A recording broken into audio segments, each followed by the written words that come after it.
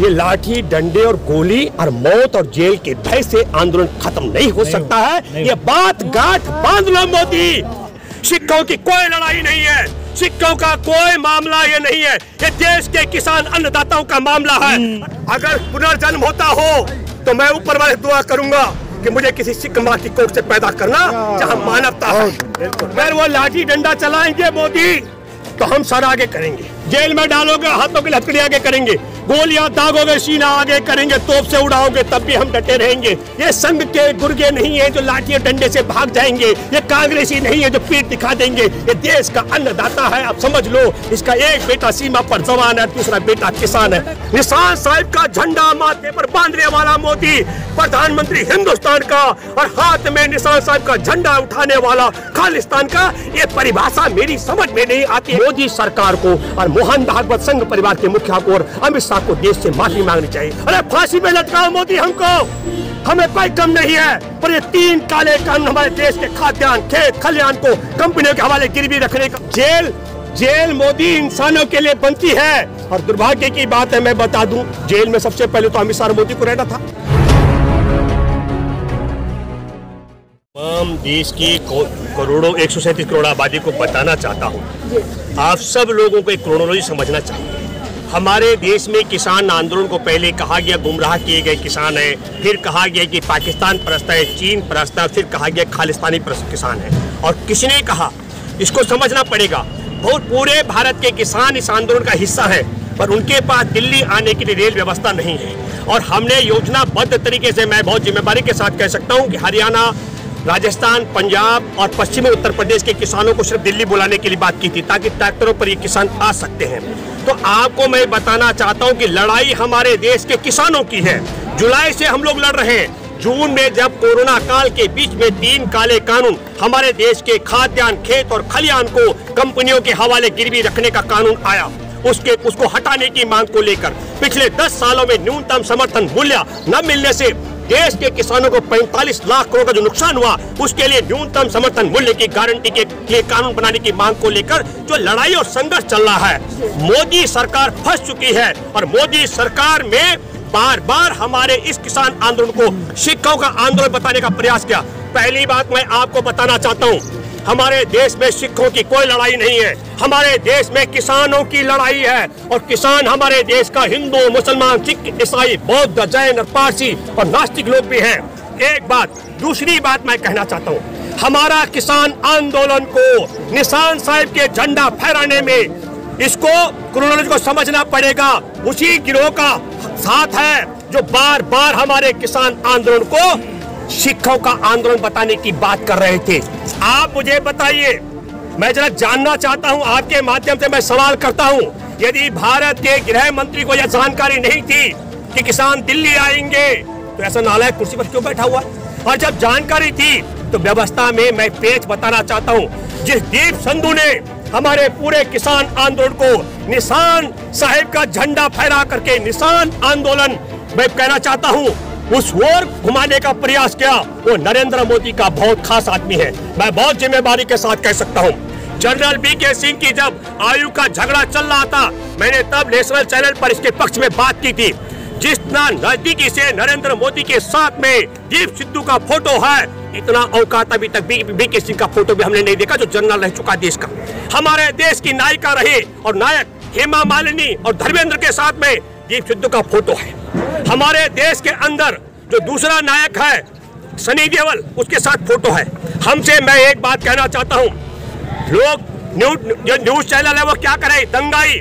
एक भी रेडी सब फलों की एक भी दुकान में कहीं लूटपाट हुई हो, आगजनी हुई हो, किसी महिला के साथ छेड़खानी हुई हो, किसी की फैक्ट्री में लूटपाट हुई हो, तो मैं मानता हूं दंगा हुआ। इसको दंगा नहीं कहते, जानबूझ के कहा जा रहा है। मैं दूसरा जिक्र करना चाहता हूं, मेरे दशकों का अनुभव है, हर प्रदर्शन के अंदर हमने बैरिकेड पार किए हैं। बैरिकेड पार करना भी कोई हिंसा नहीं है।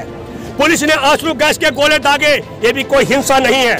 मैं बधाई देना चाहता हूं मेरे देश के लाखों लाख किसान युवाओं को। मैं ऋणी हूं, मैं भूपेंद्र रावत और हमारे तमाम किसान नेता। आपने हिंसा नहीं की, इसके लिए हम आजीवन आपके आभारी रहेंगे, क्योंकि हमारे आंदोलन की एक बड़ी सार्थकता है। हम गांधी जी के मार्ग पर, अहिंसा के मार्ग पर और शहीद आजम भगत सिंह, अशफाकुल्लाह खां, बिस्मिल्लाह की तरह शहादत देने का जज्बा लेकर के आगे बढ़ रहे हैं। अपनी लड़ाई को लेकर हिंसा का कोई जगह हमारे पास नहीं है। लेकिन जिन्होंने इस किसान आंदोलन को सिखों का आंदोलन बताने का और पूरे किसान आंदोलन को खालिस्तानी बताने का षड्यंत्र किया, हम बोलते हैं डंके की चोट पर मोदी सरकार से हम खाद्यान्न, खेत और बचाएंगे खलिहान। वो कहते हैं हम बोल रहे हैं खालिस्तान।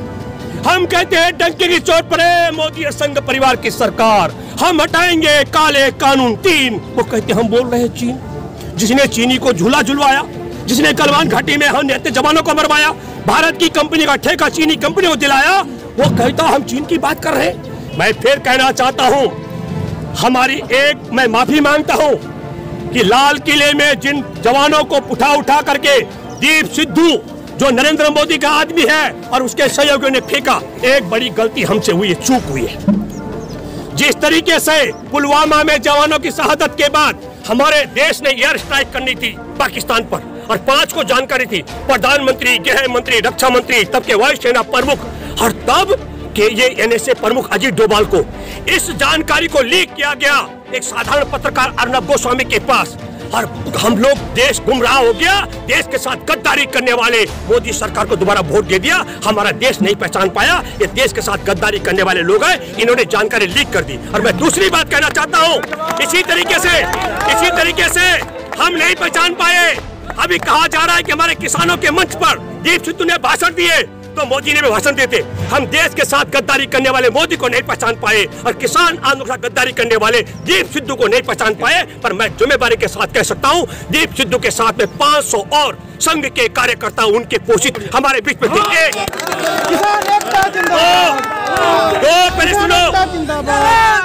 हमारे देश में संघ परिवार ने एक तीर से 2 शिकार कर दिए।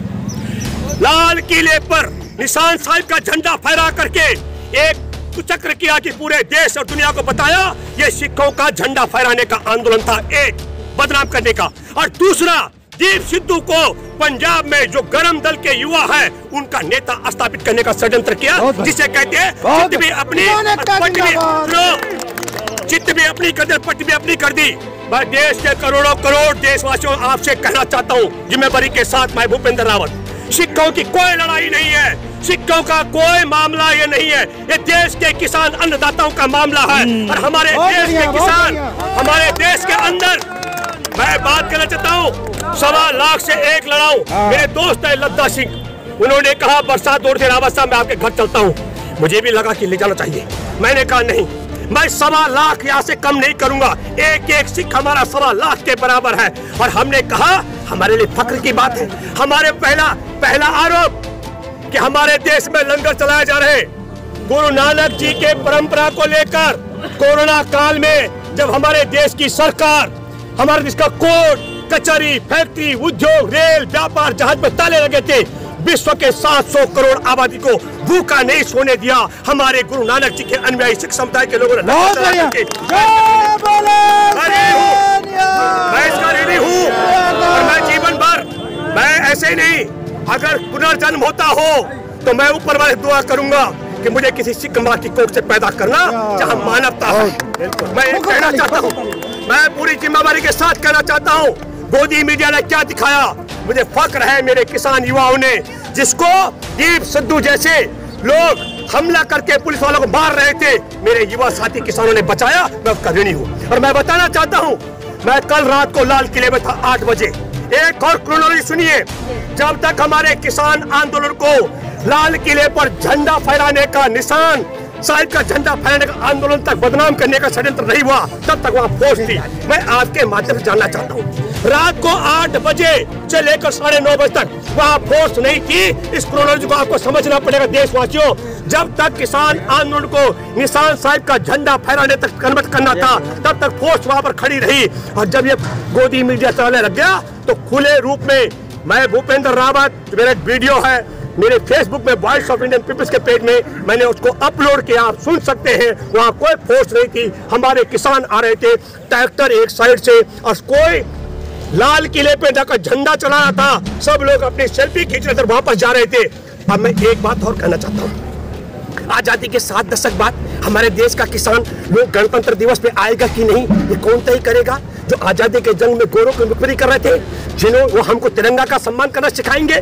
जहां हमारे युवाओं ने नागपुर में संघ मुख्यालय पर झंडे फहराए, उन 2 युवाओं को जेल भेजने वाले जिन्होंने आरएसएस में तिरंगा जलाया था, वो सिखाएंगे हमको राष्ट्रभक्ति। किसान परिवारों को तिरंगा के सम्मान की बात वो सिखाएंगे हमको।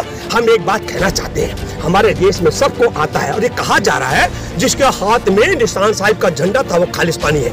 मैं आपको बताना चाहता हूँ, हमारे देश के प्रधानमंत्री का फोटो जिसके माथे पर निशान साहिब का झंडा लगा हुआ है, तो वो कैसे हिंदुस्तानी है? निशान साहिब का झंडा माथे पर बांधने वाला मोदी प्रधानमंत्री हिंदुस्तान का, और हाथ में निशान साहिब का झंडा उठाने वाला खालिस्तान का। ये परिभाषा मेरी समझ में नहीं आती है। गोदी मीडिया की, संघी परिवार की अफवाह की, उसको समझना चाहिए। और मैं एक बात और कहना चाहता हूँ, लाल किले में तिरंगे का किसी ने अपमान नहीं किया। और मैं दूसरी बात कहना चाहता हूँ, जब आपने 8 बजे वहाँ पुलिस के जवान नहीं थे, अगर दिल्ली में ये हाई तौबा नहीं करते, मैं आपके माध्यम से कहना चाहता हूँ, ईमानदारी से उस कमेटी का हिस्सा हूँ, हमारी भी अंडरटेकिंग है। पर मैं 2 बातें बताना चाहता हूँ। जब हमारे किसानों को रोका गया सिंगू बॉर्डर में, गाजीपुर बॉर्डर में, टिकरी बॉर्डर में, तो कहा गया कि सत्संग करने के लिए हम आपको बुला रहे निरंकारी भवन ग्राउंड में। मैंने पहला आपत्ति किया, खबरदार, हम संघर्ष करने के लिए आए, सड़क पे रहेंगे, संत के चौक पर जाएंगे, हम सत्संग करने नहीं आए। अब पुलिस वाले कह रहे, सरकार कह रहे, अरे दिल्ली घूमने आए थे क्या?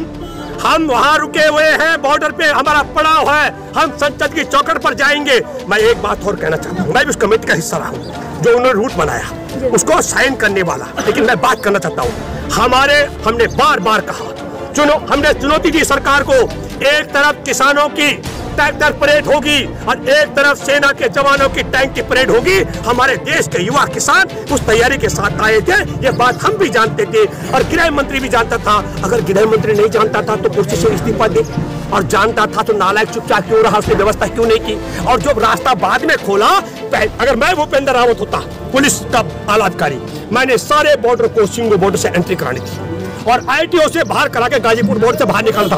10 दिन लगो, 20 दिन लगो, और कहता है कि किसी का रास्ता मत रोकना, आप आइए। हमारे किसानों ने ये तय किया था कि हम लाल किला के सामने जाएंगे, और लाल किला के सामने जाने से तब तक रोका गया जब तक किसान आंदोलन को निशान साहिब का झंडा में तब्दील नहीं किया गया। और जब निशान साहिब का झंडा चलने लग गया, इनकी बात खालिस्तान की होने लग गई, तो फोर्स भी हटा दी गई। तो फोर्स पर हमला करने वाले, किसान के भेष में फोर्स पर हमला करने वालों और फोर्स को पीटा गया, उसके लिए मैं माफी चाहता हूँ। पर एक बात और कहना चाहता हूँ, हमारा एक जवान 24 साल का कल उसकी शहादत हो गई। आप समझ लीजिएगा, 1 साल उस नबी की शादी को हुआ था। बहुत दुख और अफसोस की बात है, उसकी बेवा पत्नी को पूरा जीवन काटना पड़ेगा। हमारे देश में जो हत्याएं हो रही हैं, इसकी जिम्मेदार भी मोदी सरकार है। जो खुले आसमान के नीचे जंग चल रही किसानों की, इसके जो शहादत हो रही है, उसका जिम्मेदार भी मोदी सरकार है। और हमारे देश के पुलिस फोर्स पर हमला कराने के लिए दीप सिद्धू जैसे लोगों को भेजने का काम भी मोदी सरकार ने किया। और हमारे देश के किसान आंदोलन को बदनाम करने के लिए निशान साहिब का झंडा फहराने का काम भी मोदी सरकार ने किया। यह बात भी मैं कहना चाहता हूँ, मोदी सरकार को और मोहन भागवत संघ परिवार के मुखिया को और अमित शाह को देश से माफी मांगनी चाहिए। तो मैं बात करना चाहता हूँ।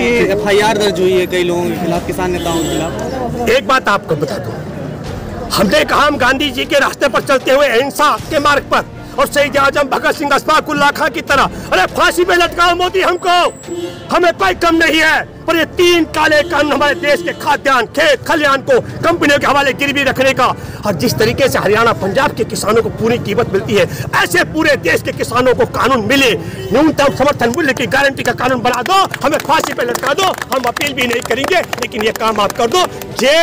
जेल मोदी इंसानों के लिए बनती है। और दुर्भाग्य की बात है, मैं बता दूं, जेल में सबसे पहले तो अमित शाह मोदी को रहना था।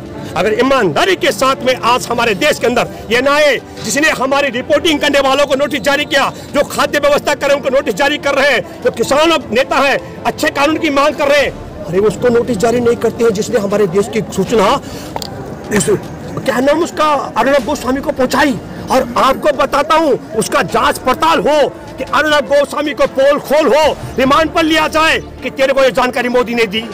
राजनाथ ने दी, सीतारमण ने दी, कि DS धनोआ ने दी या अजय डोभाल ने दी, और रिमांड पर लेकर के पूछे वो देश का गद्दार कौन है। हम एक बात कहना चाहते हैं, जेल में असली अपराधी वो है, उनको रहना चाहिए। हम लोग तो देश में काले कानून हटाने के लिए और न्यूनतम समर्थन मूल्य की गारंटी का कानून का मांग कर रहे हैं, पर चूंकि देश में कंपनियों की, देश की आजादी में कंपनियों की क्या कहते हैं, मुखबिरी करने वाले अब मुनीमगिरी कर रहे हैं, और कंपनियों की मुनीमों की सरकार है, हो सकता है वो हमें जेल में भी डाले, उससे हम घबराने वाले नहीं है। लेकिन 3 काले कानून जब तक वापस नहीं हो जाते और न्यूनतम समर्थन मूल्य की गारंटी का कानून नहीं बन जाता, ये जंग हमारी जारी रहेगी। धन्यवाद। डंडे के बल पर हटाया जाएगा।